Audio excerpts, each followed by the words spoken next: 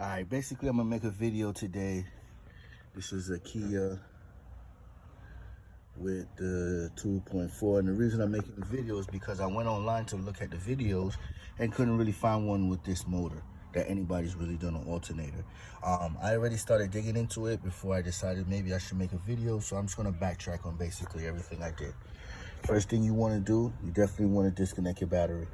You always want to take your negative off first, and then disconnect your positive. The bolts to take those off will be the bolts right here. Those are actually 10 millimeters. Loosen them up, and basically you'll just lift them up. Okay. I came over here. I don't know if I can get a good enough video, but that's your belt tensioner right there. This right here is your belt tensioner. There's a bolt that sits right on the edge of that tensioner. That bolt is going to be a 17 millimeter. Unless you have a good belt tool that has the double sides that's flat, that's the only thing you're going to be able to get inside there, because it's real tight against to the frame of the car basically. So basically I just took my 17 millimeter, I put it on the edge right here, pulled the belt forward, lift the belt off. Let you know now, I took this top bolt off right here. See if I can find the bolt. It's a long bolt, goes through here like this. These are actually 14 millimeter heads. So I loosened that one up, and I'm gonna tell you what I did. I did the belt first. I loosened up the top one and I pulled it. Reason being, your second bolt, if you could look real good, is right down there.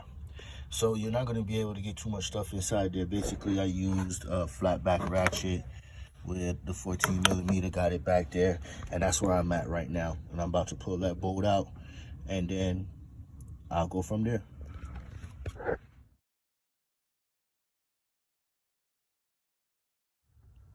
All right, so I'm back. I got the alternator basically out of the vehicle. So what I've noticed is, I was showing y'all before, you had to loosen up that bottom bolt, but the bolt don't go all the way out because it actually sits on a bracket. So really all you have to do is loosen up the bolt. It'll come right back. Now, this is the tricky part. This alternator fits through there. So you got to squeeze it through here.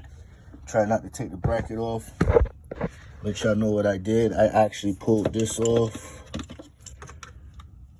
the side of the intake so I could get more room to get in there. And I had to do a little modification right here. I just trimmed off a little bit of the plastic to get it out, but basically it's out.